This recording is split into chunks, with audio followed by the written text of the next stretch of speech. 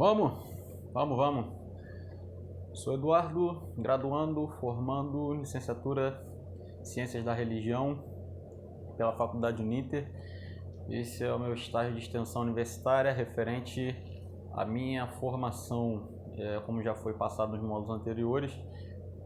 Foi autorizado pelo Ministério da Educação que, em virtude da pandemia da Covid-19, os estabelecimentos de ensino estão fechados, impossibilitando assim o estágio presencial. Dessa forma, a formação ficaria comprometida dos alunos, porque precisam do estágio para concluir e pegar o seu diploma, né? Aí foi autorizado que fosse realizada dessa forma híbrida, online, esse estágio, para o aluno poder conseguir essas horas e finalmente conseguir o seu diploma, acabar o seu curso. Dessa forma aí, a gente está apresentando, como eu já falei no módulo anterior, eu falo a gente porque, como espiritualista que sou, acredito que tudo que faço, escrevo, produzo, eu não faço sozinho. Existe algo superior, uma força que me ajude ou que me inspire, então eu sempre coloco no coletivo, porque eu não consigo conceber que eu produza tudo sozinho, sem influência de nada, ajuda de ninguém, certo? Então estamos apresentando aqui esse curso Fundamentos Doutrinários Umbandistas, que vão contar com 22 módulos, que tem o objetivo de tirar dúvidas, apresentar alguns conceitos e desmistificar algumas crenças populares que levam a uma falsa interpretação da religião de Umbanda e também auxiliar para aqueles que procuram auxílio do movimento religioso e muitas das vezes são enganados, por aproveitadores, por falsos religiosos, etc. Show de bola? Beleza?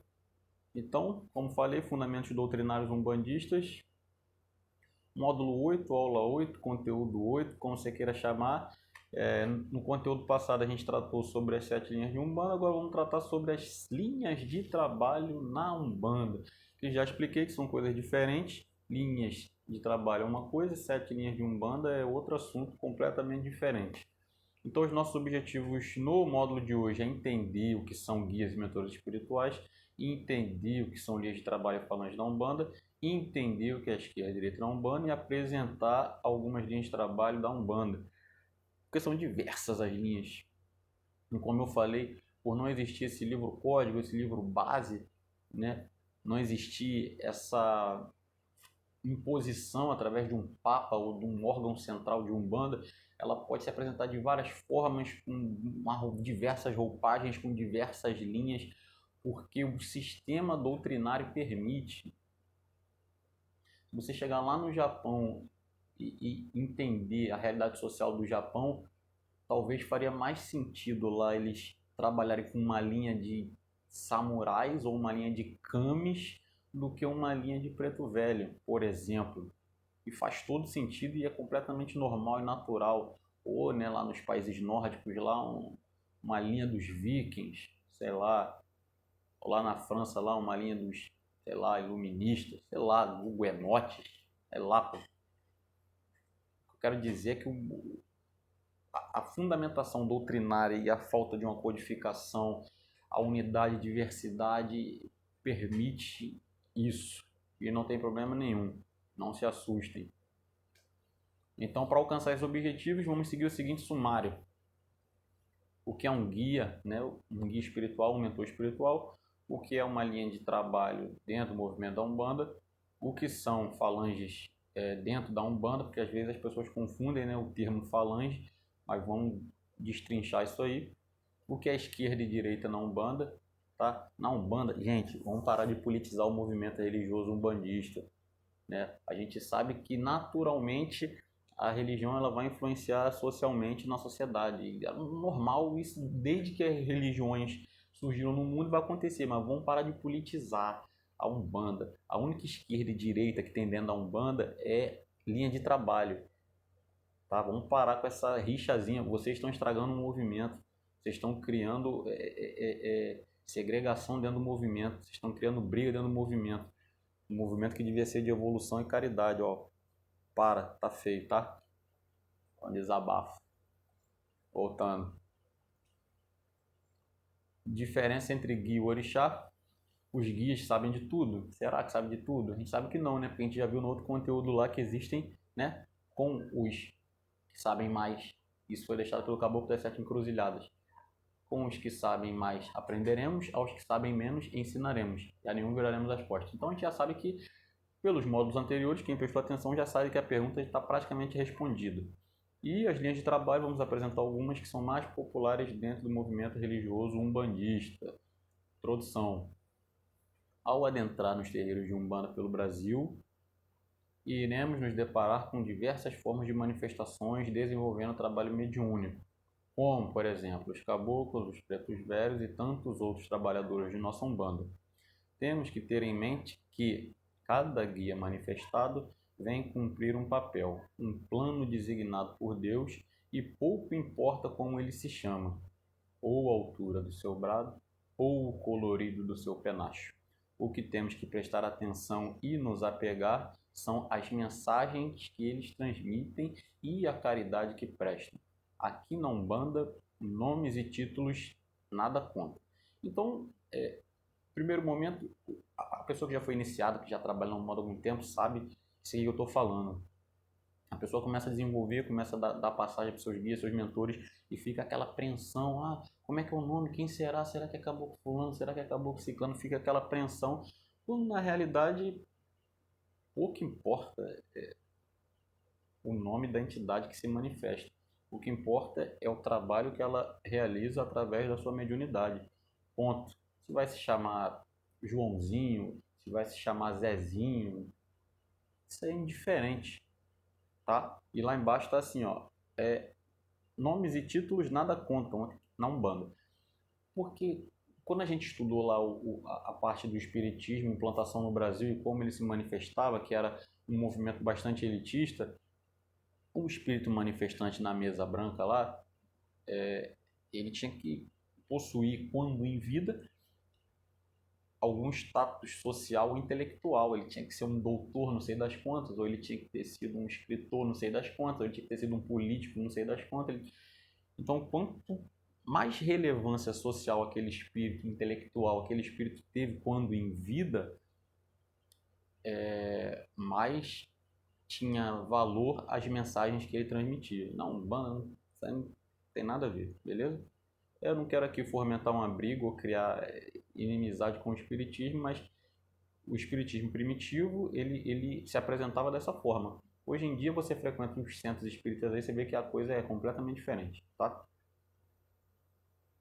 O que é um guia? O que é um mentor espiritual? Então, no conteúdo 4, módulo 4, aula 4, a gente tratava sobre o espiritismo e a gente viu que o espírito está em constante evolução.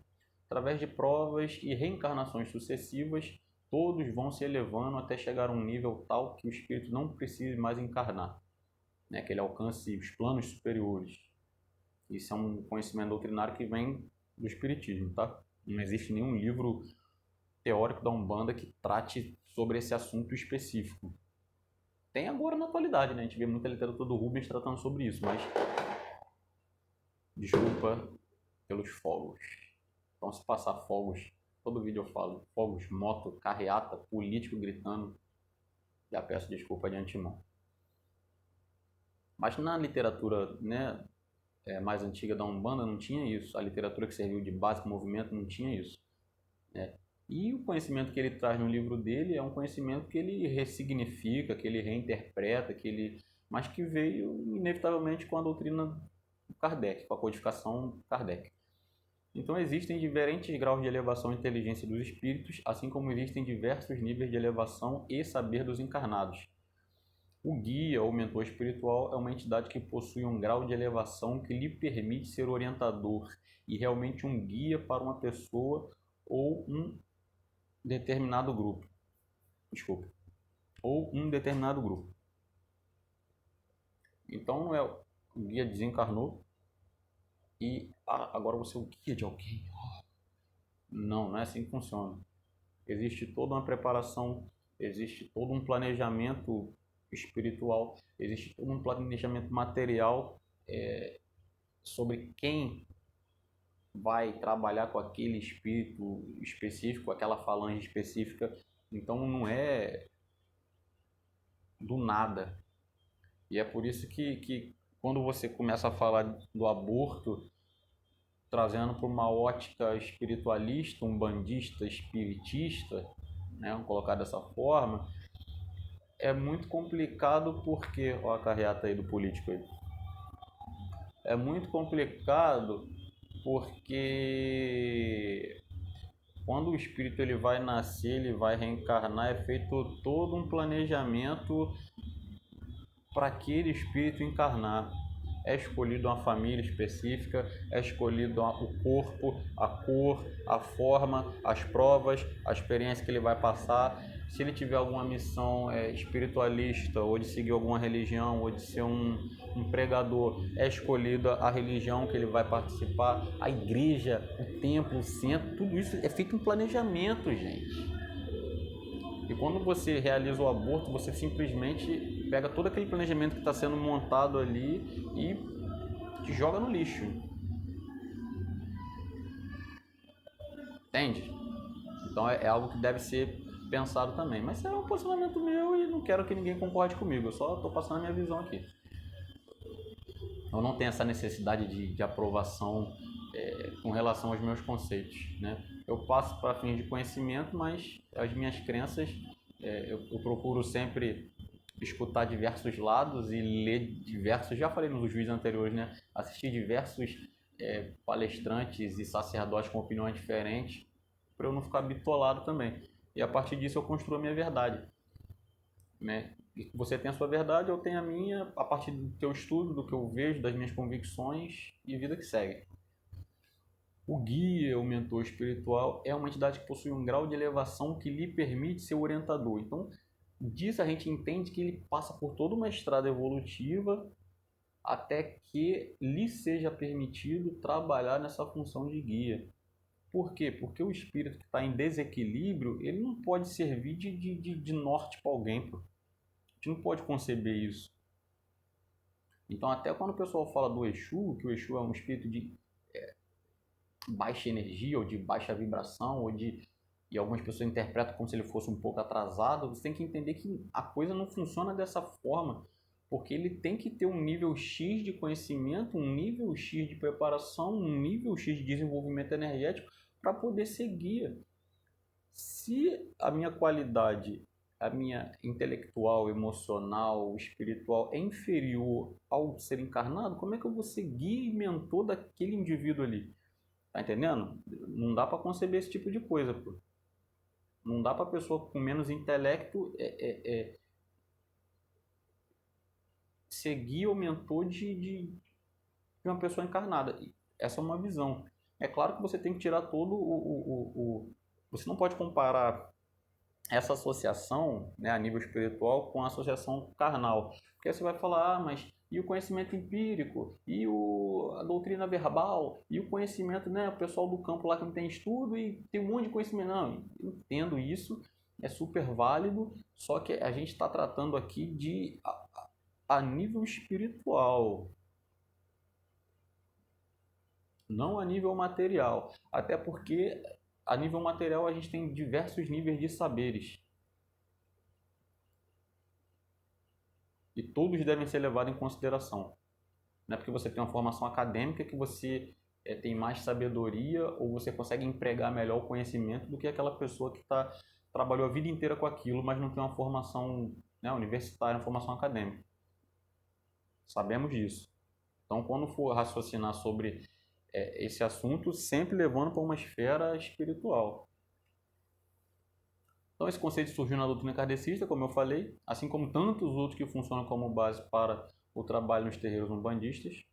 Alguns segmentos do candomblé chamam os guias de catiços ou de eguns, né? Eu já ouvi chamar de egum também, e de catiço também.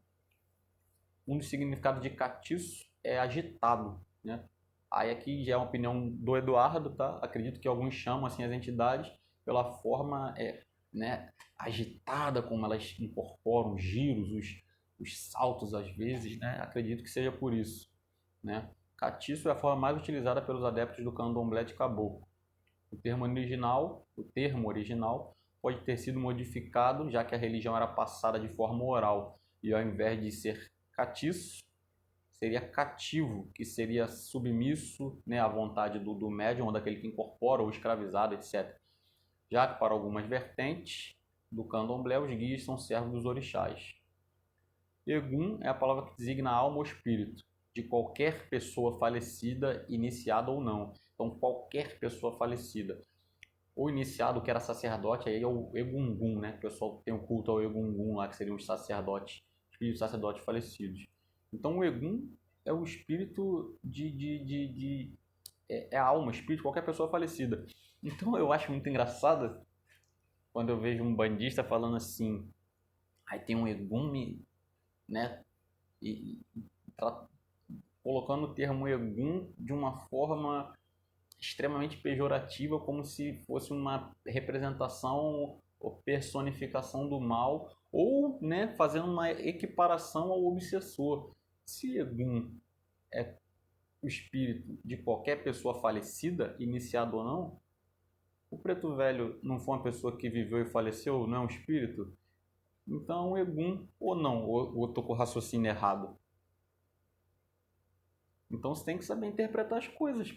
O caboclo não viveu, faleceu e... Então o que que é? Então uma coisa é uma coisa, outra coisa é outra coisa. Não confunda o conceito. Às vezes o pessoal fica tentando inserir um monte de conceito do candomblé na Umbanda e que acaba fazendo uma salada que, em vez de simplificar a coisa, acaba dando um nó na cabeça das pessoas. Beleza? O que é um guia, um mentor espiritual? Continuando, se o espírito for o importante iniciado na religião, aquilo que eu falei, né, o culto Egungun, como já vimos nas aulas anteriores, o espírito é feito de matéria mais sutil que a nossa. Isso permite que eles alterem a sua forma física, certo? Então ele tem essa face aqui piorada, destragada, aí ele pega lá e agora o maluco tá bonitão. Pode se transmutar. Consegue transformar essa aparência dele. E é assim que os Exus eles trabalham nas zonas umbralinas, né? Nas zonas mais negativas, onde estão os espíritos atrasados. Quando eles têm que cobrar quem está fazendo mal, ou quando eles têm que resgatar alguém que foi levado para lá e não tinha que estar lá. Então eles assumem, por isso que as imagens, o pessoal já viu nessas casas de santo, que vende artigo religioso, normalmente o Exu está com a imagem um pouco mais brava, né? Uma imagem de caveira, uma imagem de não sei o que, com um tridente, com uma espada, com um punhal e aquela coisa assim, muitas das vezes pro leigo, né? Pro não, que não é adepto da religião, não se passa uma coisa horrenda. E a ideia é justamente essa: assumir uma forma que cause medo e espanto, para quando tiver que entrar no campo de batalha espiritual, o inimigo ele ter aquele baque e o trabalho de resgate ou captura seja facilitado. Essa é a ideia. Quando ocorre essa transformação, dizemos que o espírito mudou sua roupagem fluídica. Isso aqui é importante também porque fica o pessoal politizando o movimento religioso, aí que querendo, não, que as mães orixás, que não sei o que as mães guias e não sei o que querendo empurrar um feminismo forçado dentro do movimento, só que o espírito não tem sexo. O espírito já está lá no Kardec, nos livros dos espíritos, o espírito não tem sexo. Ele assume a roupagem fluídica que lhe aprover. Então, se agora para ele trabalhar a mente e a cabeça das pessoas, ele tiver que assumir uma roupagem de homem, um boiadeiro, ele vai assumir de um boiadeiro. Mas se naquele momento social, histórico, cultural, ou momento do terreiro ou do médium, ele tiver que assumir uma forma feminina, ele vai assumir. Então tem coisas que... Entendam o conceito de roupagem fluídica, entendam que o espírito é energia, o espírito não tem sexo. O espírito não tem sexo. Não tem sexo. Ó, nem todo preto velho foi em sua existência anterior preto ou velho. Alguns foram preto velhos em sua existência anterior. alguns pretos velhos, alguns negros escravizados foram escravizadores em existências anteriores e voltaram como escravos para sentir na pele o mal que causaram, para resgatar os maus que causaram. Outros não foram nenhum nem outro e simplesmente se afinizam com aquela linha de trabalho e assumem a sua roupagem fluídica, que são um nome simbólico para poder trabalhar ali. Então, toda vez que a gente for conversar, discutir, conjecturar sobre linhas de trabalho, a gente tem que pensar sempre fora da caixa, tá? Não pega o moldezinho bonitinho, é isso aqui, não, tem que pensar fora da caixa. Ele pode ter sido sim outra encarnação de escravizado, mas eu botei na maioria dos casos, mas também não tem que saber, porque não tem um censo de Aruanda lá, IBGE de Aruanda lá, você foi... não tem, isso aí coloquei de orelhada. O que é a linha de trabalho na Umbanda? Então, o espírito que é designado para trabalhar na linha de trabalho de Umbanda escolhem, se eles tiverem merecimento e evolução espiritual para escolher, ou é determinado, se eles tiverem missão, algo a resgatar, aquela com quem mais tem afinidade. Aí então assume sua roupagem fluídica, sua forma para poder desempenhar a sua missão. Então é todo um conjunto de coisas. Porra, eu gosto daquela forma de trabalho, minha energia bate legal com aquela forma de trabalho, eu quero fazer um trabalho nessa área. Se ele tiver evolução, merecimento, ele solicita, for autorizado, ele vai trabalhar naquela área lá, transfigura-se, transmuta-se, um preto velho, vai trabalhar, beleza? Quando o espírito toma a forma e os trejeitos daquela linha específica, dizemos que ele assumiu o seu arquétipo. Então, toda vez que você escutar falar de arquétipo, é toda esse conjunto de trejeitos e formas de trabalho específico da linha. Como assim? O preto velho, ele vem ali curvadinho, ele fuma o seu cachimbo, ele fala lá o misinfim e não sei o que. Às vezes pode não falar, mas muitos falam. E trabalha ali com a sua ruda, com o seu guiné, são calmo, paciente, nas consultas. Toda aquela forma de trabalho, de se apresentar, de aquele conjunto de coisas é denominado arquétipo. Beleza? Toda vez que eu ouvir falar de arquétipo, é isso aí. Linhas de trabalho na Umbanda são os diferentes arquétipos que vêm nos terreiros para prestar a caridade. Então, os diferentes arquétipos são as linhas de trabalho, as diferentes linhas de trabalho. As crianças elas já vêm com alegria maior, vêm pulando, rindo, tomando bênção, aí come suas frutas, seus doces, né?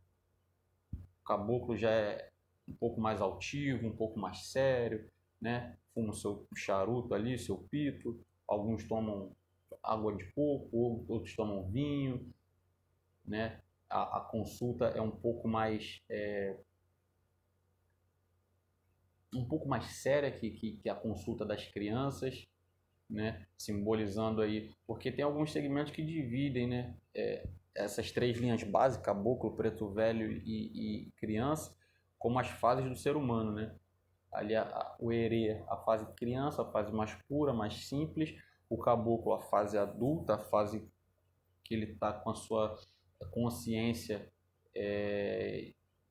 não pleno, mas já bem desenvolvida, já entende grande parte das coisas que lhe cercam, e o preto velho com sabedoria, maturidade, aquela coisa do, né, que nossos avós aí e tal. Então a gente tem que entender que esse conjunto de arquétipos é o que a gente chama de linhas de trabalho na Umbanda. Cada arquétipo, cada manifestação recebe um nome que irá batizar a linha. Então, aquela forma, né, de andar curvadinho com seu cachimbo, às vezes com a sua bengala, com seu chapéu de palha, linha dos pretos velhos, linha dos caboclos, linha das crianças ou dos herês, linha dos exus. Então, essas são as linhas de trabalho, os diferentes arquétipos. Cada linha ou arquétipo é composto por dezenas, milhares de espíritos que trabalham dentro dos arquétipos. Certo? Então, essas aqui foram as primeiras utilizadas dentro do movimento religioso umbandista. Então, alguns segmentos, algumas vertentes entendem, interpretam como linhas base, que é o triângulo apontado para cima ali, tá vendo? Caboclo, preto velho, criança, né? E o triângulo invertido, que é apontando para o solo, para a matéria, seria o Exu Pombagira e o Exu Mirim, né? Que completam aí acho que são as linhas de trabalho mais conhecidas dentro do movimento religioso, acredito eu.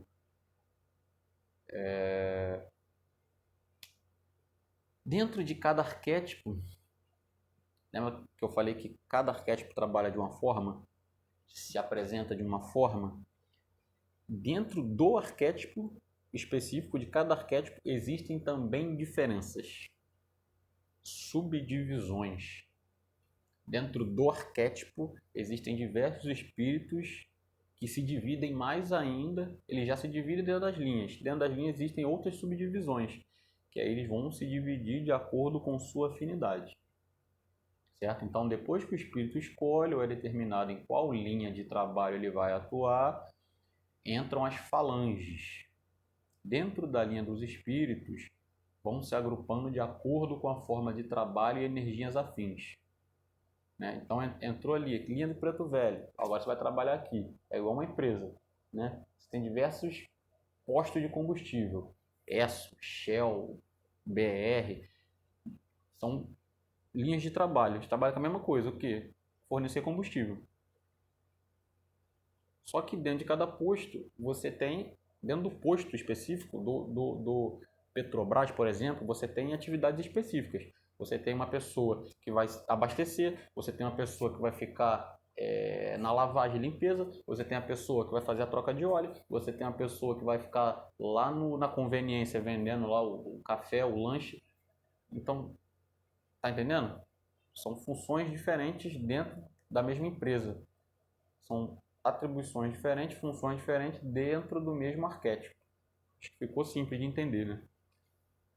Então, dentro da linha, os espíritos vão se agrupando de acordo com a forma de trabalho e energias afins.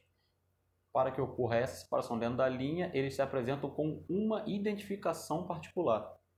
Cada nome que existe determina uma falange de trabalho. Então, você tem a linha de trabalho, que ela se subdivide em falanges de trabalho, e cada uma dessas falanges vai ter um nome. Então, por exemplo, na linha dos caboclos, você vai ter a falange do caboclo pena branca, a falange do caboclo aimoré, a falange do caboclo tupinambá, a falange do caboclo pena dourada e por aí vai. O que isso quer dizer na prática? Que dentro dessa falange aqui do caboclo pena branca existem diversos dezenas, centenas de espíritos que se apresentam com o nome de caboclo pena branca. Ah, o caboclo pena branca que eu vi nesse terreiro aqui é o mesmo que eu vi no terreiro lá de Irajá? Não. Pode ser? Pode. Mas normalmente não. Por que não? Porque tem diversos espíritos que estão trabalhando sob energias afins na mesma falange. Às vezes até o ponto riscado não é o mesmo. Tá entendendo? Então, de linha de trabalho, falanges, dentro da falange, diversos espíritos, com o mesmo nome. Fácil de entender isso aí, né?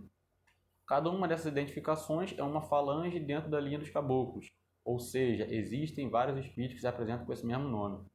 Aí vai pegar um preto velho, Pai Tomé de Aruanda. Então vai ter vários espíritos que vão se autodenominar como Pai Tomé de Aruanda. Aí lá na linha dos Exus, Tranca-Rua das Almas.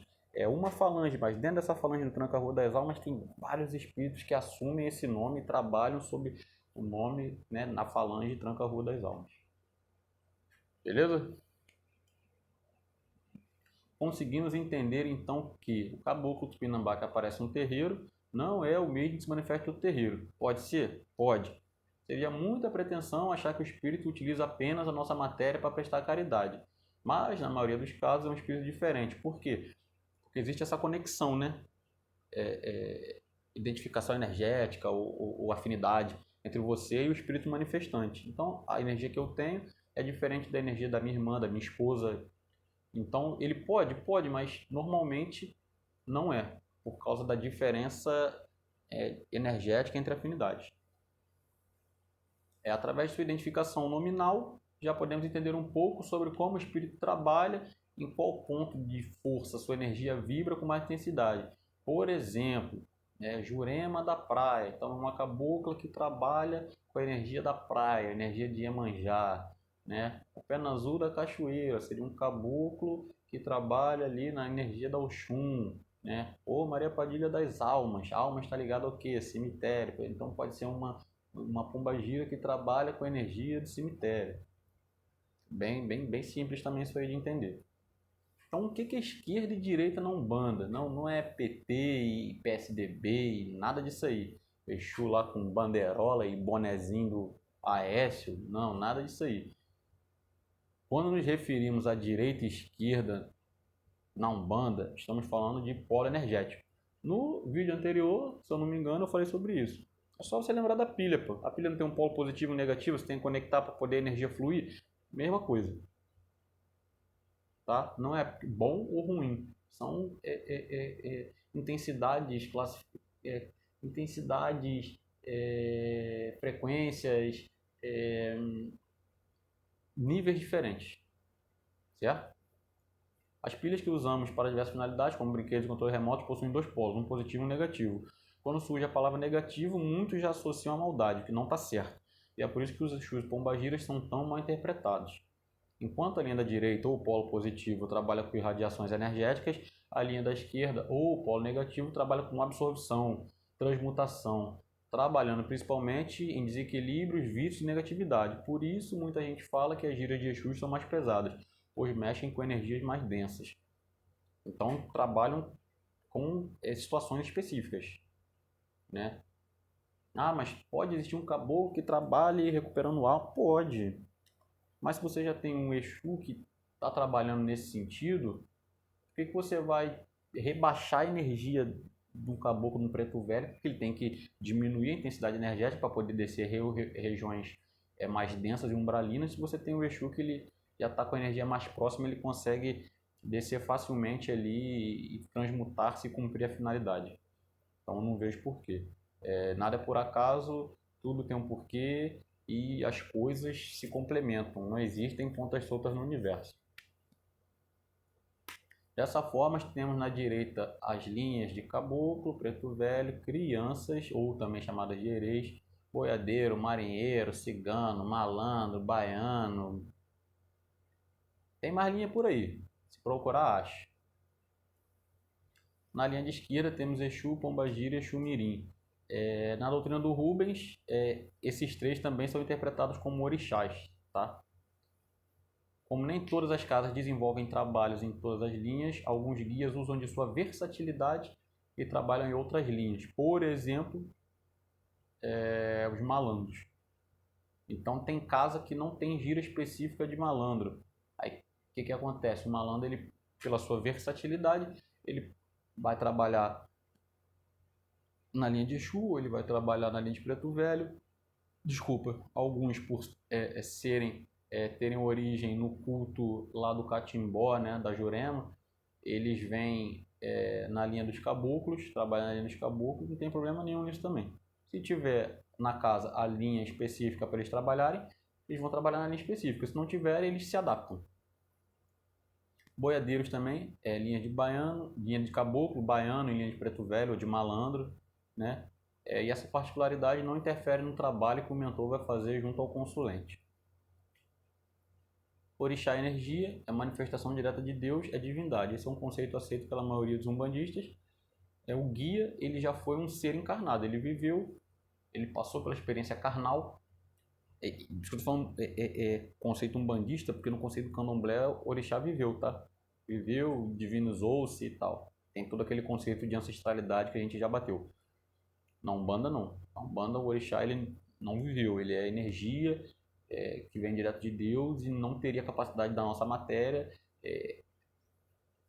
suportar esse nível de formação energética.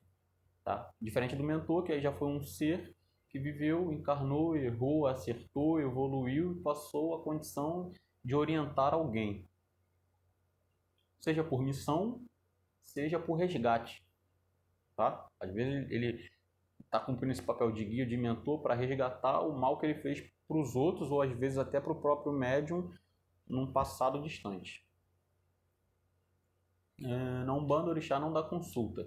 Existe a manifestação de sua energia e sua incorporação, mas o trabalho de caridade através da mediunidade com espaço e aconselhamentos é de responsabilidade dos guias e mentores espirituais que já trabalham inclusive com a parte da psicografia, ditando romances e livros doutrinários.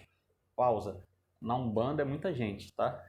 Em algumas vertentes da Umbanda, o orixá manifesto não fala e não trabalha diretamente com passes e aconselhamentos, mas existem terreiros, existem casas que o falangeiro do Oxalá, do orixá, desculpa, chega lá, o Umberamá, manifesto, fala, faz o que tem que fazer e vai embora.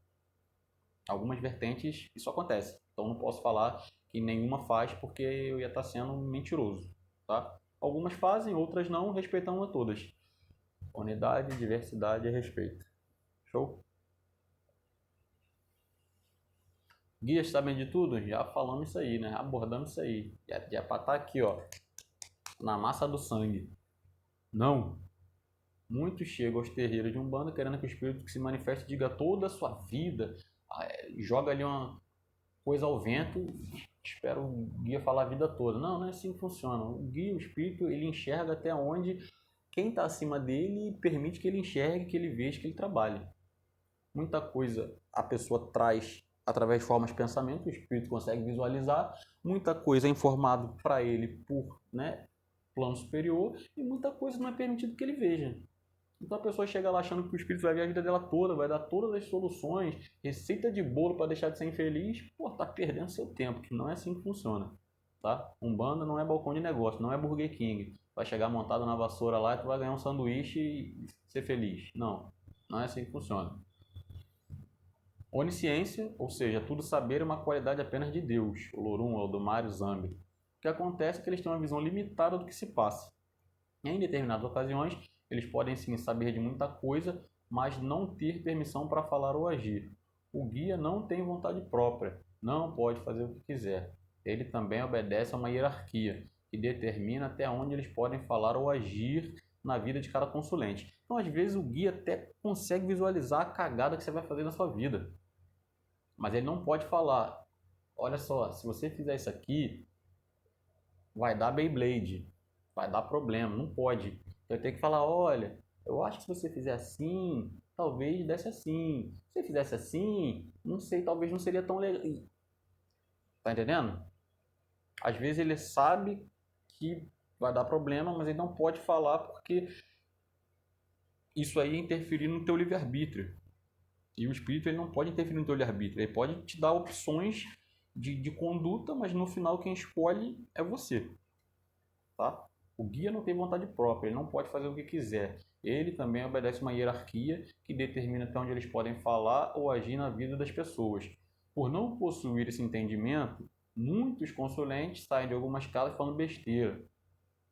Que besteira, chamar o guia de fraco, falar que aquela casa não presta, falar que o médium não estava incorporado.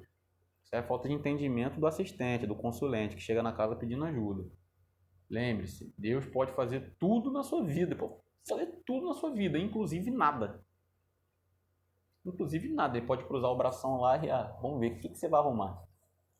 Vamos ver o que você vai arrumar, né? Então, às vezes, por mais que oremos e pedimos, ainda não possuímos o merecimento ou o entendimento para receber a graça que imploramos a Deus, né? Vamos apresentar agora aqui um pouquinho das linhas de trabalho mais conhecidas dentro do movimento umbandista. Então, a primeira, deixa eu mudar isso aqui para cá. A primeira, né, que foi a primeira manifesta pela mediunidade do Zélio, foi o caboclo, né? Então, a linha dos caboclos e caboclas. Espírito se apresentou na Umbanda como caboclo, em geral assume a forma plasmada, aquilo que eu falei, aquele conceito de roupagem fluídica, a forma plasmada de índios, né, em homenagem aos povos nativos do Brasil e das Américas em geral, da terra em geral. Nutre uma forte relação de amor e respeito pela natureza, e muito contribuíram seus conhecimentos e valores morais e culturais para a formação do nosso país.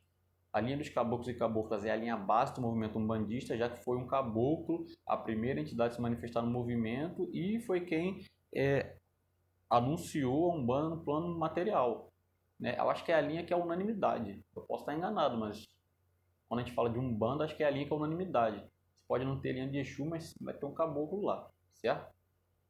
Então, a linha dos pretos velhos, né, reflete e valoriza a humildade, a sabedoria, a paciência, a perseverança. Eles são os psicólogos espirituais da Umbanda, são exemplo de tolerância, perdão e compaixão, possuem ótima escuta, entre uma baforada e outra de seu cachimbo, sempre tem uma palavra de carinho e conforto para com seus consulentes. Quando baixam os terreiros, normalmente vêm curvados para demonstrar a humildade que se deve ter dentro do movimento religioso umbandista. Tá? Particularmente é a linha que eu mais sinto afinidade de trabalhar. Quando eu estou incorporado, né, quando eu trabalho incorporado com preto velho, eu sinto muita segurança. Nossa, muita segurança. É a linha que eu mais sinto segurança de trabalhar. É a linha que eu mais tenho afinidade energética, não desmerecendo as outras linhas, mas quando começa a cantar o ponto que eu sinto energia e que vem a incorporação propriamente dita, é algo completamente diferente das outras linhas de trabalho que se manifestam através da minha mediunidade. Tá? Sou suspeitíssimo para falar de preto velho. É a linha dos hereis e das crianças dos hereis, né? É uma das mais alegres, são renovadores de energia. Isso fica comprovado no momento que incorporam, sempre arrancando risada dos consulentes. Quem nunca deu uma risada vendo um herê fazendo uma gracinha ali, né? Muitos não percebem, não entendem, mas através das palmas e das risadas, as crianças estão fazendo um trabalho de descarrego do ambiente dos assistentes. Então, na brincadeira, na risada, ela está te descarregando, ela está te dando um passe, te energizando, né? Muitas das vezes você sai leve, sai alegre, sai contente das consultas. Não se manifestam, não se deixem enganar pela forma como se manifestam, pois são entidades de grande força e luz. Nem sempre, como eu falei, é roupagem. Algumas das vezes aquele espírito pode ter falecido como precocemente uma criança, mas às vezes não, às vezes é um espírito de extrema sabedoria, de muitas existências, mas que resolve assumir aquela roupagem ali para trabalhar mais facilmente as emoções das pessoas, porque as pessoas tendem a se abrir, né, com mais facilidade numa sessão de criança. Então, baianos e baianas, também poderia se chamar a linha dos nordestinos, pois nela encontramos arquétipos de diversos ancestrais que habitaram ou se afinizaram no Nordeste, né? Cangaceiro, feiticeiro, pai de santo, enfim, diversas são as manifestações que se encontram aqui. São símbolos de força e trabalho duro, são ativos e descontraídos em suas manifestações, trabalham principalmente com reordenação de caminhos e limpeza espiritual. Boiadeiros e boiadeiras, essa linha composta por espíritos que em algum momento de sua caminhada espiritual teve alguma ligação com tocadores de boiada, né, com integrantes de tropa montada, com alguém que tinha essa ligação, até os próprios sertanejos nordestinos e tal. São entidades de grande luz, tem no seu laço, seu chicote, desculpa, fortes instrumentos de trabalho, também como desagregadores de energias.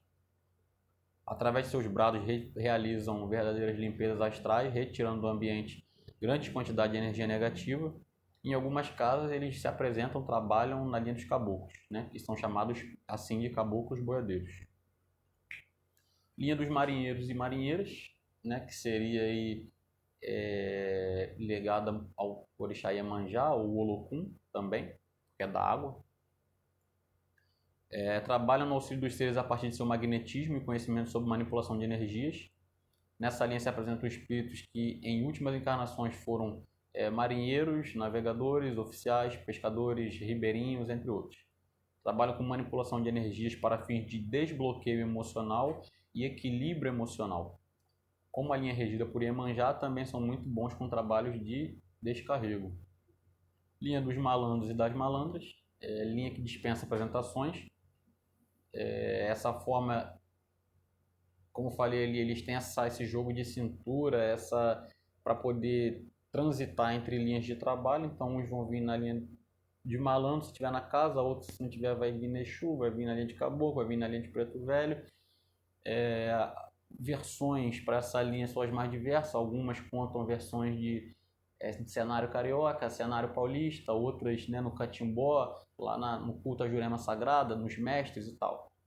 O mais conhecido dessa linha é o senhor José Pilintra, que tem sua origem no culto à Jurema, lá no Catimbó. São alegres e de fácil compreensão nas consultas, sendo as causas materiais a sua especialidade. Aí o pessoal vai pedindo emprego, pedindo abertura de relacionamento, etc. Causas materiais. Linha do Oriente é composta por espíritos que tiveram alguma experiência com os povos daquela região, né? Chineses, mongóis, sufis, sarracenos, sacerdotes, hindus, médicos, professores, filósofos, tá tudo nessa linha do Oriente aí. Possuem profundo conhecimento das letras, artes e ciências. Por este fato, a linha do Oriente trabalha principalmente com trabalhos de cura e cirurgias espirituais.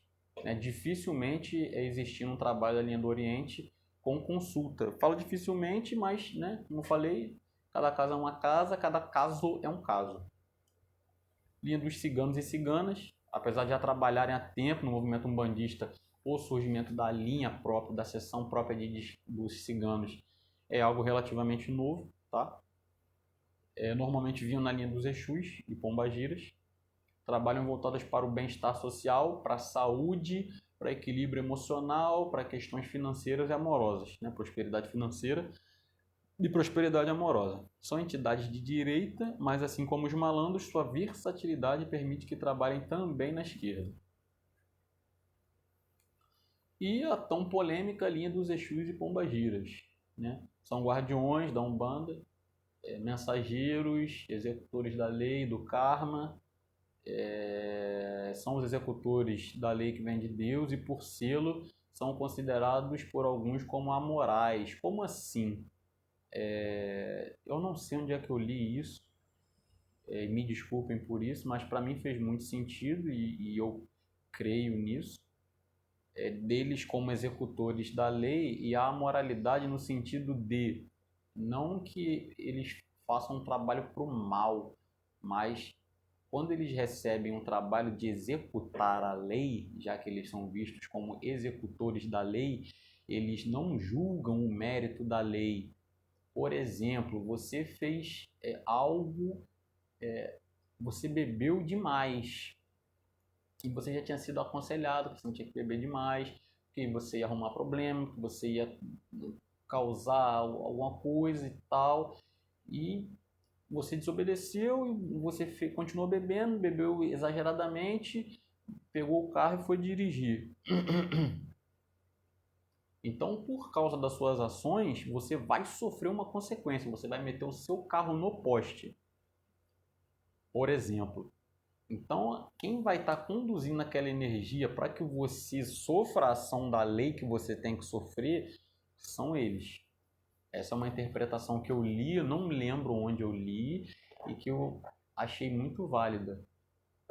Chegou a lei, eles têm que cumprir. Olha, esse cara vai ser atropelado. E quem segura a tua mãozinha lá para você são eles. Isso não quer dizer que eles são maus, porque eles executam a lei. E não quer dizer que a lei é só coisa negativa, só karma. Tem coisa positiva também. Além de mensageiros, né? Que o Exu, propriamente dito, o orixá, a função dele maior é ser o mensageiro, ser o condutor entre as esferas, entre os planos, entre os orixás, por aí vai. Combatem o mal, estabilizam o astral na escuridão, cortam demandas, desfazem trabalhos de magia negra, auxiliam em descarregos e desobsessões e encaminham espíritos para a luz e reabilitação. Na Umbanda, não falo por toda a Umbanda, mas na Umbanda que eu pratico, eles não trabalham com nada voltado para o mal ou amarrações. Inclusive, toda vez que ia começar uma sessão, uma gira lá no terreiro, a dirigente ela sempre falava com os assistentes: se vocês estão vindo aqui pedir, vocês estão vindo no lugar errado. Aqui não existe trabalho de amarração, não existe pedir mal para os outros, pedir morte, não existe. Então, se vocês vieram nessa intenção, vocês estão no lugar errado. Pode procurar outro lugar. Simples assim. Beleza? Linha dos Exus mirins seriam os Exus em forma infantil. Trabalham no plano das intenções, anulando, transmutando intenções, planos, pensamentos que venham a levar o ser humano para caminhos difíceis. Algumas vertentes dizem que os Exus e Pombagiras Mirim seriam espíritos de crianças delinquentes e órfãos que viveram nesse plano material. Outras vertentes dizem que eles são encantados e que nunca encarnaram. Cada vertente assume... como é que foi aquele que eu li no vídeo lá? E fala de Deus, né? Que Deus vai assumir as características que nosso nível de entendimento material lhe dá. Assim também é com os guias e mentores. Beleza? Manifestam-se de forma parecida com os ereis, mas são mais arteiros. Normalmente utilizam como ferramenta doces, refrigerantes ou sucos na cor preta. Doce preto, suco preto, refrigerante preto, tudo preto, né? Além de alguns Exus Mirim fazerem utilização de bebidas alcoólicas.